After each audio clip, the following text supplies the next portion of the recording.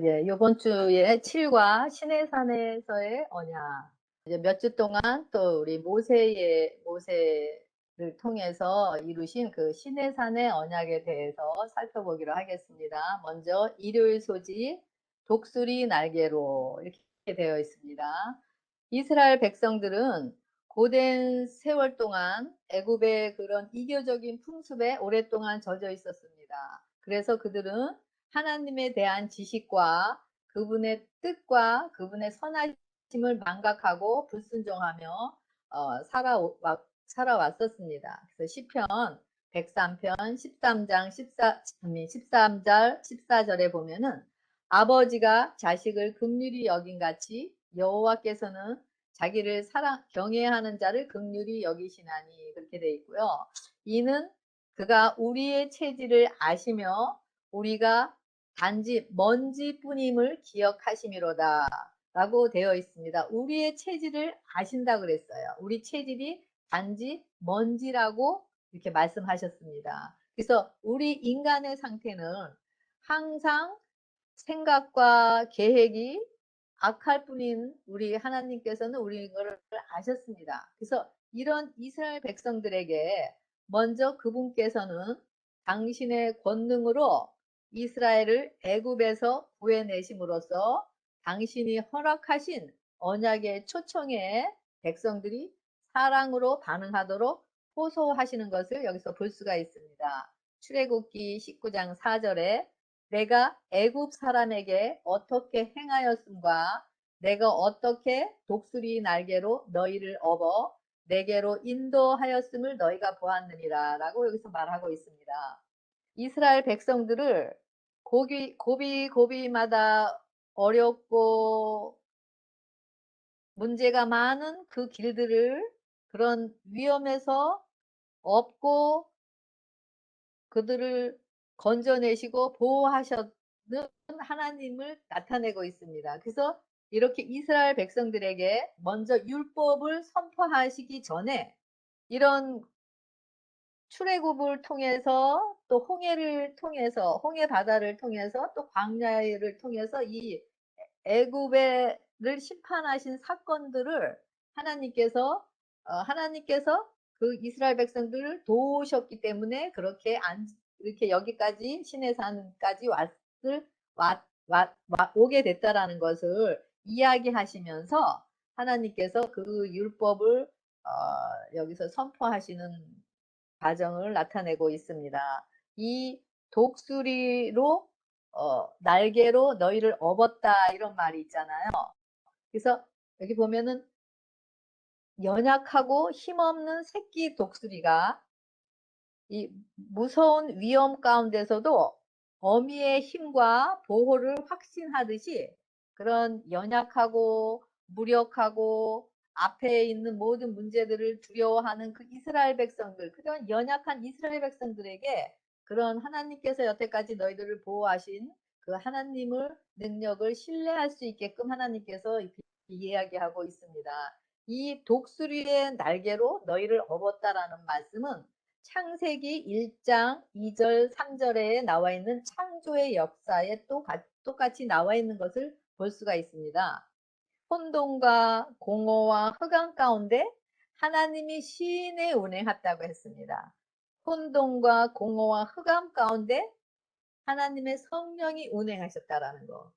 다시 말하면 텅 빈 상태, 암흑과 같이 어두운 상태, 또 질서가 없는 것, 이런 상태. 바로 이런 상태가 이스라엘 백성들의 상태였다라는 것을 이야기하고 있습니다.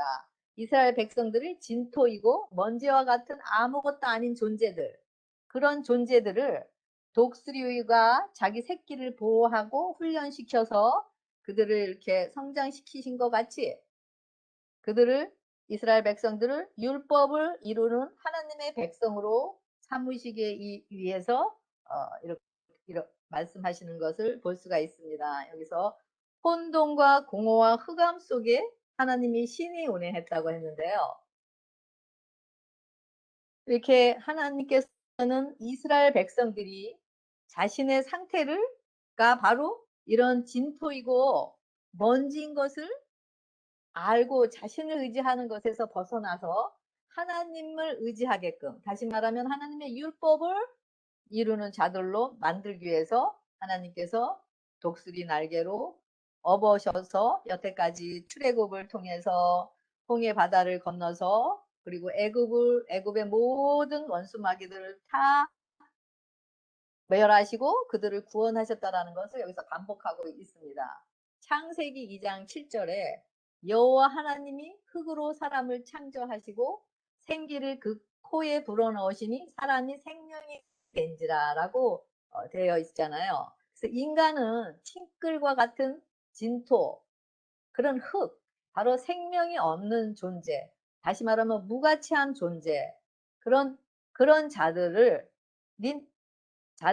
잃어버린 자들을 찾기 위해서 그 아비가 그 자식을 불쌍히 여긴 같이 여호와가 자기를 경외하는 자를 불쌍히 여기시는 그 하나님의 마음으로 그들을 구원했다라는 거. 그래서 여기 혼돈과 공허와 흑암 속에, 다시 말하면은 그런 자신이 흑암이고 혼돈 상태고 공허한 상태, 자신이 아무것도 아니라는 존재인 것을 깨닫게 하셔서 그들을 재창조하시기 위한 하나님의 큰 뜻이 있는 것을 볼 수가 있습니다. 그래서 전능하신 분, 자신의 그런 사랑의 숨결을 이스라엘 백성들에게 넣어 주셔서 그들을 통해서 자신의 율법을 순종하는 자도로 만드시고자 하는 하나님의 이스라엘을 향한 하나님의 사랑의 마음을 여기서 볼 수가 있습니다.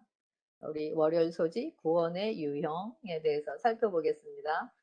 기억절은 출애굽기 6장 6절부터 7절. 그러므로 이스라엘 자손에게 말하기를 나는 여호와라. 내가 애굽 사람의 무거운 짐 밑에서 너희를 빼내어 그들의 노역에서 너희를 건지며 편팔과 여러 큰 심판들로서 너희를 속량하여 너희를 내 백성으로 삼고 나는 너희 하나님이 되리니 나는 애굽 사람의 무거운 짐 밑에서 너희를 빼낸 너희의 하나님 여호와인 줄 너희가 알리라 라고 되어 있습니다. 여기서는 알리라라는 말은 동침이라고 그랬죠. 이 경험적으로 하나님을 아는 관계, 동침. 그래서 우리가 하나님께서 택한 이스라엘 백성들이 애굽의 노예가 되었을 때 많은 우상들을 섬기고 그리고 우상의 숭배에 물이 들어 있었기 때문에 그들은 하나님의 율법에 대한 지식을 잃어버려서 불신하는 자들이 되었습니다. 그래서 이스라엘 백성들은 오히려 애굽을 의지하면서 애굽의 것에 자신들의 피난처로 삼고 또 애굽을 의지하는 것을 보게 됩니다. 아브라함의 예를 살펴보면은요, 아브라함이 가나안에서 기근을 당했을 때 애굽으로 옮겨가서 그 사건을 통해서 애굽을 피난처로 삼은 경우를 보게 되었습니다. 또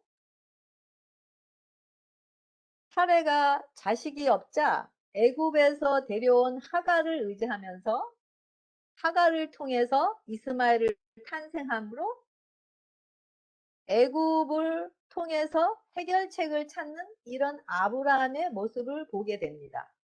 그래서 이사야 36장 6절에는 뭐라고 되어 있냐 하면은요.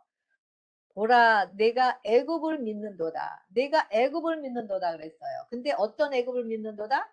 그것은 상한 갈대고 지팡이와 같은 것이라 라고 되어 있고요. 그 다음에 그것을 의지하면 손이 찔리리니 애굽왕 바로를 믿는 모든 자에게 이와 같으리라 라고 말씀이 되어 있습니다. 애굽을 상한 갈대라고 그랬어요. 썩어가는 갈대.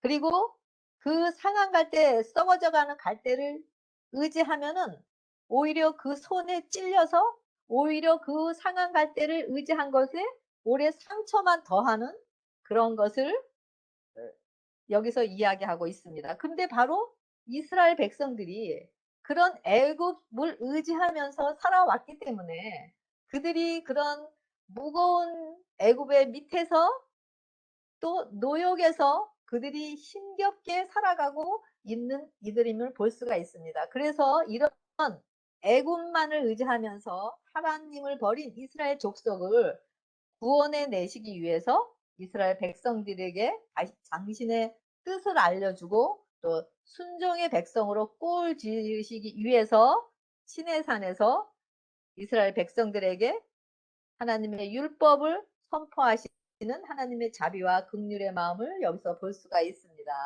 여기 기억절에 보면은 나는 여호와라. 다시 말하면 나는 구원자이라.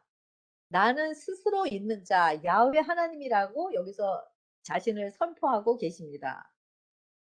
애굽에서 종되어서 무거운 짐에서 빼었다 그랬습니다. 그리고 노역에서 건졌다 그랬고 큰 심판들로부터 속량하였다라고 얘기했고 이런 백성들을 속량하셔서 하나님의 백성으로 삼고 그리고 그들을 통해서 하나님의 율법을 이루는 자들로서 하나님의 언약이 이루어지게 하기 위해서 그들을 속량하신 하나님의 그런 자비와 긍휼의 마음을 볼 수가 있습니다. 이렇게 이들을 속량하고 또 이들을 이런 노역에서 구원해내는 것은 바로 이스라엘이 애굽의 노예 상태에서 구원받은 것과 같이 노아와 그의 가족이 홍수에서 구원을 받았고 구원을 받은 것을 여기서 볼 수가 있습니다. 그리고 또 이스라엘 백성이 또 홍해에서 구원을 받았죠. 홍해에서 구원을 받고 이런 구원의 사건들이 여러 군데가 많이 나오는데요. 그래서 이렇게 속량하셨다 그랬는데요. 이 속량은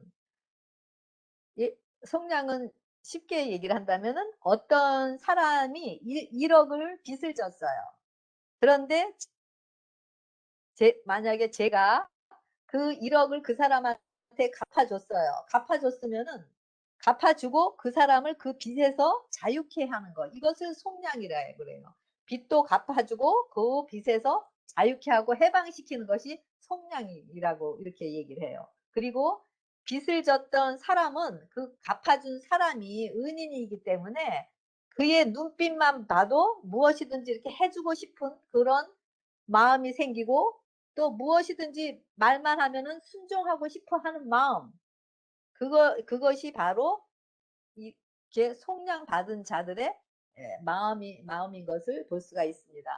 그리스도께서는 이스라엘과 같이 애굽인 본토 친척 아비집인 제 본질 안에서 쉼 없이 자유 없이 무거운 죄의 짐 속에서 살아가는 많은 영혼들을 속량하시기 위해서 자신의 생명을 바치셨습니다. 그리고 누가복음 23장 34절에 아버지여 저들의 죄를 용서하소서 저희는 자신이 하는 일을 알지 못합니다라고 하시면서 친히 율법을 범해서 사망 가운데 있는 우리의 형벌을 친히 당하시고 그 은혜의 사랑, 용서의 사랑을 우리에게 선물로 주셨습니다. 그래서 그 피를 받아들이는 자들에게는 하나님의 거룩한 율법의 요구를 이루는 자들이 되게 하셨습니다. 그래서 이렇게 자신에게 빚을 갚아주고 그 빚에서 자유케 한 자들, 그 사랑이 너무 감사해서 순종이 저절로 이루어지는 것, 그 속량의 대가로 저절로 순종이 이루어지는 자들을 꼴지어지기 위해서 하나님께서 여기서 어, 구원하시는 것을 볼 수가 있습니다. 그래서 갈라디아 4장 4절 5절에 율법 아래 있는 자들을 속량하시고 우리로 아들의 명분을 얻게 하시려 합니다. 그래서 우리를 속량하신 이유가 바로 율법 아래 있는 자들을 속량하시고 다시 말하면 애굽 안에서 쉼없이 또 그런 노역에서 무거운 죄짐에서 있는 자들을 빼낼 때 거저 빼내는 것이 아니잖아요. 그, 그, 그 값을 지불해야 되는데 바로 예수님께서 그 생명의 그런 사망의 값을 자신이 짊어지시고 우리를 그 빼내시고 그리고 우리를 아들이라고 명분을 주신 거라는 거예요. 얼마나 감사한지 모르겠어요. 그죠? 그래서 이 세상 죄를 지고 가는 하나님의 어린 양, 하나님의 어린 양으로서 이스라엘뿐 아니라 모든 인류의 죄를 대신 지심으로 율법의 요구를 이루지 못하는 사망의 값을 자신이 지심으로 우리의 모든 죽음의 값을 지불하셨습니다. 그래서 여기서 하나님께서 이스라엘 백성들에게 내가 너희를 속량하리라고 출애굽기 6장 6절에 말씀하셨습니다. 그래서 이것은 빚의 노예가 됐던 그런 자들을 속전을 지불하고 되찾아오는 것, 아까 말씀드린 대로 그것을 이야기하고 있습니다. 그래서 우리는 이미 우리가 율법의 요구를 이루지 못하는 그 율법의 값을 이미 예수님께서 다 지불을 하셨어요. 그래서 율법을 통해서 우리가 사망 아래에 있는 그 사망의 값을 다 치르셨기 때문에 우리는 이제는 로마서 우리의 상태는 이것을 믿음으로 받아들인 자들의 상태는 로마서 8장 12절에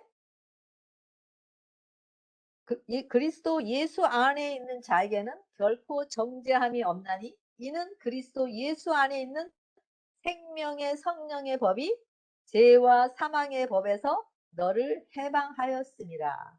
그래서 8장 4절에 로마서 8장 4절에는 영을 쫓아 행하는 우리에게 율법의 요구가 이루어지게 하신 것이라고 이야기하고 있습니다. 그래서 이렇게 애굽의 무거운 노역과 무거운 죄짐에 있는 자들을 사망의 값을 다 지불하시고 그들을 고된 노역에서 빼내서 자유케 해방시킨 것이 바로 애굽에서 또 출애굽한 하나님의 이유이셨던 것을 여기서 이야기하고 있습니다.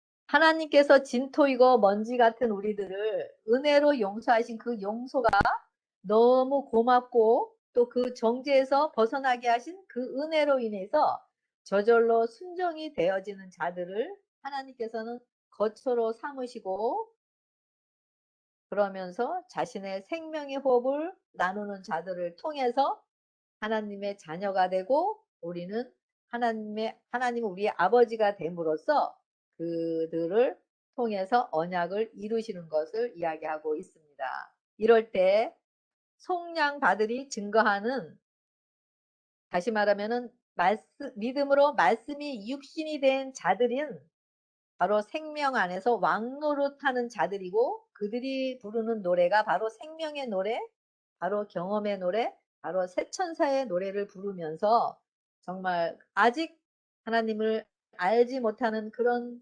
자들에게 하나님의 생명을 나누는 그런 이스라엘 백성들 중에 남은 자들에 속했다라는 것을 여기서 볼 수가 있습니다. 그래서 애굽에 처하게 하셔서 그들의 고통과 신음소리 가운데서 하나님만을 오직 의지하도록 하시게 하기 위해서 고난과 환난을 통하시고 허락하시고 또 믿음에 따르는 그런 순종을 하게 하시는 그런 하나님의 신실하심을 여기서 볼 수가 있습니다. 남은 자들을 통해서 이 믿음에 따르는 또 순종이 이루어지게 하시는 그 신실하심의 언약을 또 볼 수가 있습니다. 우리 화요일 소지 신의 산의 언약 출애굽기 2장 23절부터 24절에 보면은요.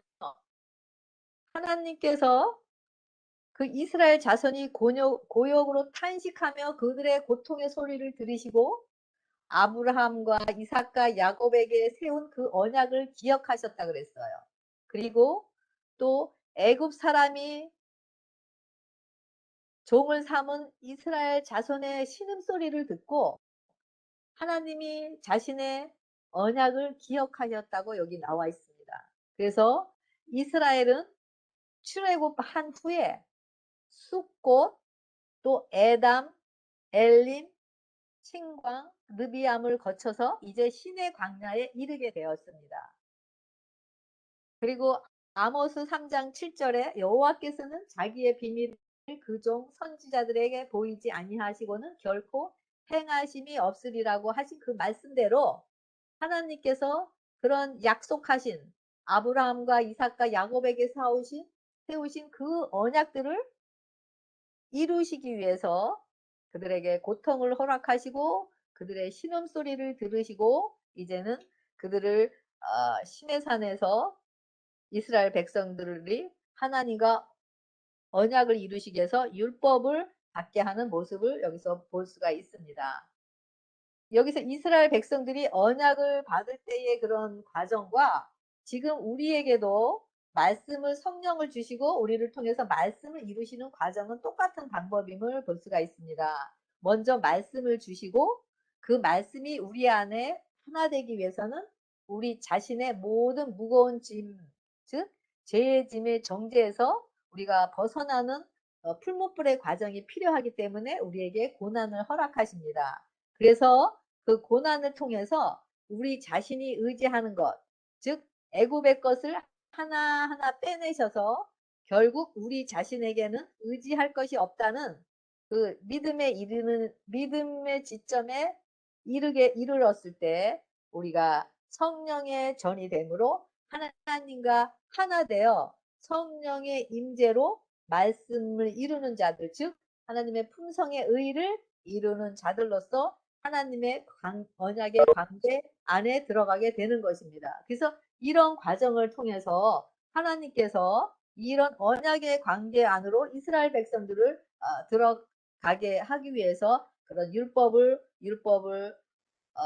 선포하는 과정을 여기서 보게 됩니다. 먼저 이스라엘 백성들에게 언약을 선포하시기 전에 언약을 제안을 하세요. 그리고 그 언약을 이스라엘 백성들이 받아들이겠다라고 응답하셨을 때 정식으로 그 언약인 십계명을 선포를 하십니다. 선포를 하시고 그 다음에 그 언약의 원칙들을 하나하나 다 설명을 하셔요. 설명을 해서 그 이스라엘 백성들이 알아듣게 설명을 하시고 그 다음에 언약을 비준하는 것을 여기서 볼 수가 있습니다. 그래서 시내산에서의 언약은 구원의 계획에 있어서 아담과 노아, 아브라함에 이어서 네 번째의 언약임을 볼 수가 있습니다. 그래서 시내산에서의 언약을 통해 하나님께서는 이스라엘이 애굽의 속박에서 벗어난 것처럼 메시아의 희생을 통해서 자유함이 없는 무거운 죄의 짐 속에서 살아가는 이스라엘 백성들을 죄의 본질에서 해방되는 것을 여기서 이야기하고 있습니다. 그래서 예수님이 인성을 입고 오셔서 십자가에서 죽으시고 부활하셔서 승천하심으로 그 예수님과 연합되어 하나 되는 자들을 통해서 우리가 성령으로 믿음으로 순종하는 자들과 언약을 이루면서 그 일들이 예수님에 의해서 지금까지 계속 성취되었음을 보게 됩니다. 우리 수요일 소지 하나님과 이스라엘을 보겠습니다. 출애굽기 기억절은 출애굽기 19장 5절 6절입니다. 세계가 다 내게 속하였나니 너희가 내 말을 잘 듣고 내 언약을 지키면 너희는 모든 민족 중에서 내 소유가 되겠고 너희가 내게 대하여 제사장 나라가 되며 거룩한 백성이 되리라. 너는 이 말을 이스라엘 자손에게 전할지니라 라고 했습니다. 은혜로 믿음으로 말미암아 구원을 얻는다고 이야기했습니다. 그래서 구원은 은혜로 얻는 것입니다. 그러는데 이 구원을 얻는데 가장 방해가 되는 것은 바로 죄를 보지 못하는 죄를 보지 못하는 소경의 눈을 가진 우리 자신이라고 말씀하고 있습니다. 즉 자신을 스스로 의롭다고 여기는 죄인들, 즉 애굽을 의지하고 있고 애굽을 피난처로 삼는 자들이 바로 구원을 얻는 그런 은혜로 구원을 얻는 그런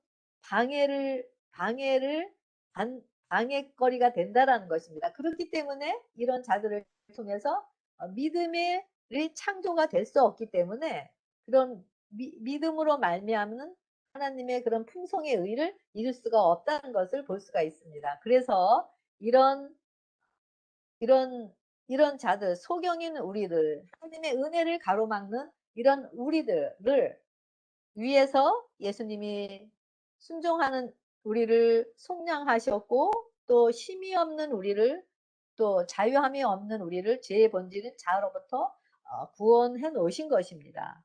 이 모든 사람들을 하나님께서는 이렇게 자신의 속량을 통해서, 자신의 구속을 통해서 이 모든 사람들을 다 부르셨습니다. 다시 말하면 모든 사람들의 다 죗값을 지불을 하시고 그들을 자유케 하셨습니다. 그래서 이 부르신 것은 모든 사람이 다 속해 있습니다. 하지만 그 부르심에 믿음으로 반응하고 믿음으로 율법에 순종이 되어지는 자들을 하나님은 선택을 하신 것입니다. 그래서 이런 자들을 하나님께서는 자신의 소유가 되게 하시고 제사장 나라가 되게 하시고 거룩한 백성으로 선택을 하셔서 또 언약을 맺으심으로 이제는 내 말을 듣고 이제는 내 언약을 지키는 자들이라고, 이 계약서 기억절과 같이 내 말을 듣고 내 언약을 지키면 내 소유가 되고 내게 대한 제사장 나라가 되고 거룩한 백성이 되리라는 이 말씀이 순종의 사람들을 통해서 이루시면서 하나님의 이름의 영광을 드러내시고 하나님의 율법을 옹호하는 자들임을 나타내고 있는 것을 볼 수가 있습니다. 그래서 지금도 하나님께서는 이런 자들을 찾고 계시는 것을 볼 수가 있습니다. 로마서 6장 1절과 2절에 그런즉 우리가 무슨 말을 하리요? 은혜를 더하게 하려고 죄에 거하겠느냐? 그럴 수 없느니라. 죄에 대하여 죽은 우리가 어찌 그 가운데 더 살리요? 죄에 대해서 우리는 죽었다라고 얘기하고 있습니다. 왜냐하면은 이미 예수님께서 우리의 죄를 죄의 값을 자신의 피값으로 다 청산을 하셨고 우리를 거기서 빼내셨기 때문에 우리를 죄에 대해서 죽은 자라고 이야기하고 있습니다. 자아가 본질인 이런 죄에 대해서, 자아에 대해서 죽은 자들, 바로 은혜에 거하는 자들을 이야기하고 있는데요. 그런데 우리는 정노의 계단 61절에 보면은 순종함으로 구원을 얻을 수 있는 것이 아니라 그랬는데 우리는 이렇게 이미 속량해 주셔서 이미 우리를 죄에 대해서 죽은 자라고 이야기하고 우리를 이미 하나님께서 자신의 생명을 주셔서 우리가 생명 안에 있다라고 이야기하고 있지만은 우리가 그것을 믿지를 못하기 때문에 우리가 자신이 순종함으로 구원을 얻으려고 하는 그런 하나님이 값없이 주시는 선물을 우리가 거절하는 이런 자들로 우리가 살아가는 것을 지금도 우리가 볼 수가 있습니다. 그래서 이런 순종은 바로 믿음의 열매라고 되어 있고 구원은 믿음으로 말미암아 얻는 하나님의 값없이 주시는 선물이라고 되어 있습니다. 그래서 이렇게 이미 우리를 속량하신 그 속량의 값으로 우리는 이미 거기서 값을 지불했고 우리를 빼낸 자유함을 누리는 자들인데 그런 하나님의 그렇게 이루어 놓으신 것을 믿어지지 않기 때문에 그것을 우리 것으로 받아들이지 못하는 것이 바로 우리 인간들의 모습인 것을 볼 수가 있습니다. 그래서 이렇게 그래서 하나님께서 겉으로 나타나는 행위로서 순종을 드러내려고 하는 자들, 그러니까 순종은 마음에서 이루어지는 것인데 겉으로 행위적인 것에도 순종을 하면서 이미 이뤄 놓으신 순종을 내가 다시 이루려고 하는 그런 우리들의 상태를 지금도 우리는 여전히 볼 수가 있고 또 그것을 행하고 있는 우리인 것을 볼 수가 있습니다. 그래서 사람이 의롭다함을 받고 거듭났으며 사망에서 생명으로 옮겨진 자들은 하나님의 율법의 순종이 이루어진 자들입니다. 그리고 이들은 믿음에 따른 순종의 열매가 이루어지는 자들입니다.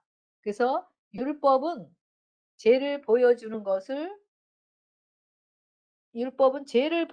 거울의 역할만 하지 어떤 그렇게 죄를 씻어주는 역할은 할 수가 없습니다. 그래서 우리 안에 죄들이 말씀을 통해서 우리 자신의 진정한 모습인 그런 죄를 보게 될 때 또 죄를 보면 볼수록 회개는 더욱더 깊어지고 죄를 보면 볼수록 점점 더 우리는 회개가 더욱더 깊어지면서 점점 더 우리가 죄인이 되는 것을 경험하게 됩니다. 그러면서 자신에게는 선한 것이 없다라는 것을 인정하게 되고 고백하게 되고, 그러면서 죄를 보는 만큼, 우리의 죄를 보는 만큼 하나님의 은혜를 경험하게 됩니다. 그러면서 이제는 자신이 완전한 잿덩어리로서 사망이라는 것이 믿음으로 왔을 때 그 거저 주시는 은혜 안에 믿음으로 들어가게 됩니다. 이럴 때 거저 주는 순종은 바로 용서를 받을 자격이 없는 우리를 용서하신 그 은혜의 사랑 때문에 저절로 순종이 되어지는 것입니다. 이것이 바로 믿음의 열매인 순종이 되어지는 것을 이야기하고 있습니다. 그래서 어, 이렇게 믿음에 따른 순종의 열매가 저절로 이루어지는 자들, 다시 말하면은 그 순종이 기쁨을 통해서 또 즐거움을 통해서 저절로 행해지는 그런 순종을 이루는 자들이 되게끔 하기 위해서 하나님께서는 우리를 와의 우리를 부르시고 또 선택하시고 또 그러면서 자신을 영화롭게 하시는 하나님의 그런 어, 저기, 섭리를 볼 수가 있습니다. 이런 자들, 믿음에 따르는 순종이 저절로 이루어지는 자들은 바로 천국 안에 있는 자들임을 알 수가 있죠. 그래서 이런 노래가 있죠. 찬미가에 내 영혼 주의 은혜로 제 짐을 벗어버리니 이 슬픔 많은 세상도 곧 천국으로 환하네. 환경이 좋아서가 아니라, 문제가 잘 풀려서가 아니라, 돈이 많아서가 아니라, 돈이 없어도 누가 나에게 안 좋은 소리를 한다 해도 그 안에서 자유함 누리고 해방이 되는 것. 이것이 바로 믿음에 따르는 순종이 되어지는 자들의 상태인 것을 이야기하고 있습니다. 이런 자들이 바로 은혜의 왕국에 사는 자들이고 하나님의 나라가 된 자들. 다시 말하면은 갈라디아 2장 20절. 이제는 내가 산 것이 아니요 내 안에 그리스도께서 사시는 삶을 사는 자들인 것입니다. 그래서 우리 하나님과의 이스라엘의 사이는 우리가 억지로 순종을 해서 하나님의 그 사랑의 마음이 우리 안에 믿어지지가 않았기 때문에, 용서의 사랑이 믿어지지 않기 때문에 우리가 열심히 겉으로 노력을 해서 그 순종을 해서 보이려고 하는 그런 사이가 아니라, 하나님과의 우리 사이는 하나님의 그런 깊은 우리를 그런 죄로 인해서 사망의 형벌을 받아야 되지만은 우리의 그런 죄값을 자신의 피값으로 갚으시고 우리를 그 죄의 정죄에서 우리를 해방시킨 그 사랑의 은혜가 너무너무 감사해서 그것을 저절로 순종이 되어지는 그런 삶의 관계가 하나님과의 이스라엘 관계같이 우리의 관계도 되어야 된다는 것을 이 수요일 소지에서 이야기하고 있습니다. 우리 목요일 소지 우리가 다 행하리이다 라고 되어 있는데요. 기억절은 출애굽기 19장 8절에 백성이 일제히 응답하여 이르되 여호와께서 명하신 대로 우리가 다 행하리이다 라고 모세가 백성의 말을 여호와께 전하매 라고 되어 있습니다. 이 이스라엘 백성들이 우리가 하나님께서 그 선포하신 모든 말씀들을 일일이 그 10계명을 다 선포했을 때 다 우리가 행하리라고 이야기했습니다. 하나님은 우리를 어떻게, 이스라엘 백성들을 뿐만 아니라 우리에게도 어떻게 표현하셨냐면 이사야 53장 6절에 우리는 다 양 같아서 그릇 행하여 각기 제갓길로 갔다라고 우리를 얘기했어요. 그리고 이사야 64장 6절에는 우리는 다 부정한 자 같아서 우리의 의인은 다 더러운 같으며 우리는 다 잎사귀 같이 시들므로 우리의 제약이 바람같이 우리를 몰아간다라고 이야기하고 있습니다. 그리고 로마서 3장 23절에는 모든 사람이 죄를 범하였음에 하나님의 영광에 이르지 못한다고 이야기하고 있습니다. 그런데 우리의 상태는 로마서 10장 3절에 이스라엘 상태와 우리의 상태는 하나님의 의를 모르고 자기 의를 열심히 세우려고 하나님의 의에 복종치 않으냐 하는 자들, 우리가 다 행하리이다라고 행하는 자들, 스스로 행하는 자들, 얘기하고 있습니다. 이스라엘 백성들은 하나님의 사랑은 모르고 믿음에 의지하지 않고 자기 행위로 열심히 순종을 이루려고 하면서 실패했다라는 것을 여기서 그들에게 가르쳐 주기 위한 것을 볼 수가 있습니다. 그래서 십자가의 은혜와 연합하지 않고서는 우리의 의는 다 사람 보기에는 착하고 선한 일을 하더라도 더러운 옷인 것을 이야기하고 있습니다. 그래서 로마서 3장 25절에 그리스도 안에 있는 구속으로 말미암아 하나님의 은혜로 값없이 의롭다 하심을 얻은 자 되었느니라. 그리스도 안에 있는 구속으로 속량으로 이미 우리가 은혜로 값없이 우리를 의롭다 함을 이미 여겨졌다라고 이야기하고 있습니다. 이렇게 그릇 행하고 각기 제각길로 간 우리들, 또 부정한 자 같아서 우리의 의는 다 더러워요.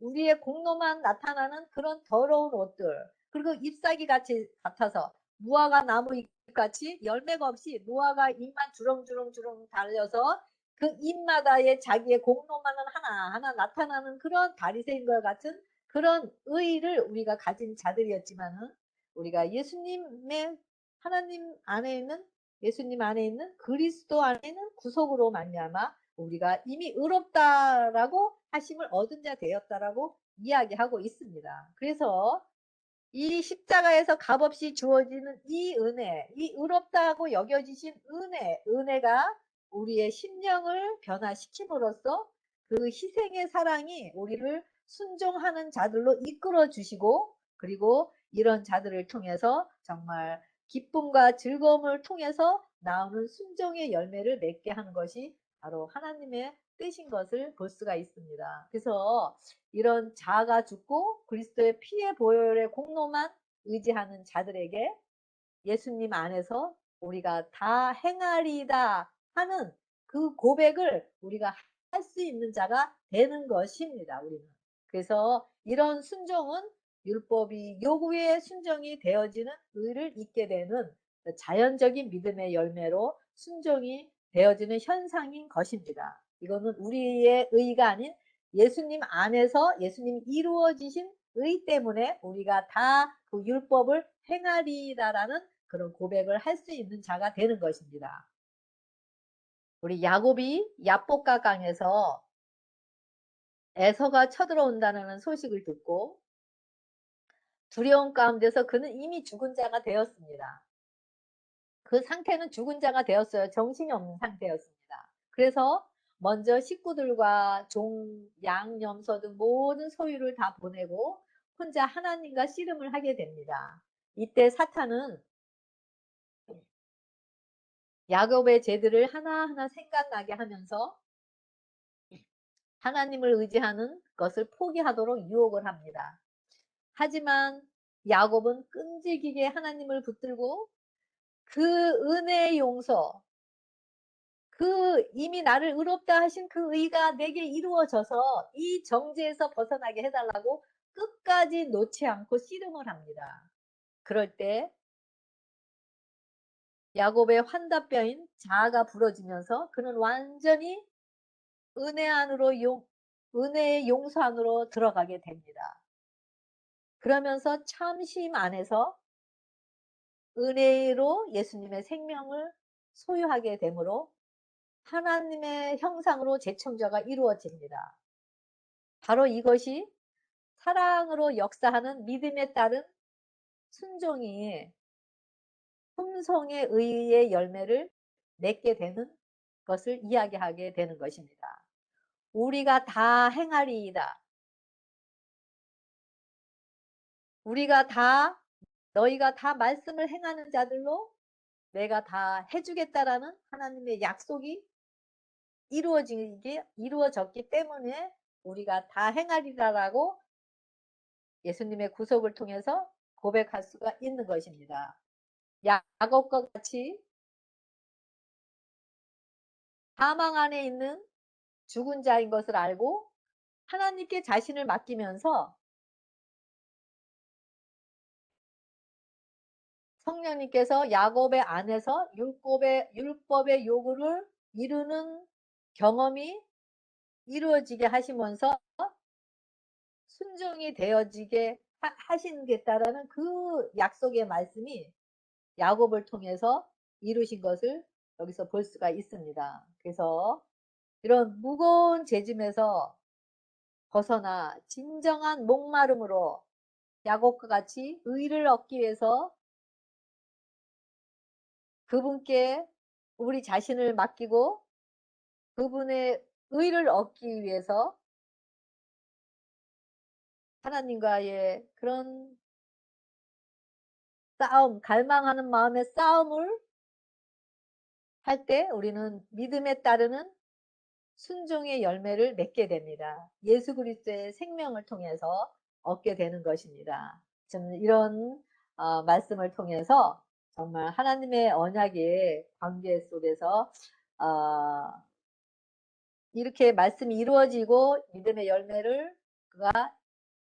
열매의 순종이 되어지는 자들을 통해서 우리를 중보자가 되게 하시고 또 우리를 거룩한 나라로서 하나님의 소유된 백성들로서 우리를 아름다운 덕을 선전하는 자들로 꼴 지으시는 것을 여기서 볼 수가 있습니다. 이런 야곱의 경험이 또 우리의 경험이 되고 또 이스라엘의 남은 자들 정말 믿음의 열매인 순종이 그들 삶 속에서 이루어져서 정말 그 하나님의 나라를 선포하지 않으면은 견딜 수 없는 그런 자들이 우리 삶 속에서 이루어져서 정말 하나님의 아름다운 덕을 선전하는 우리 새 천사가 되는 여러분과 제가 되길 바라면서 제 7과 독과 공부를 마치겠습니다.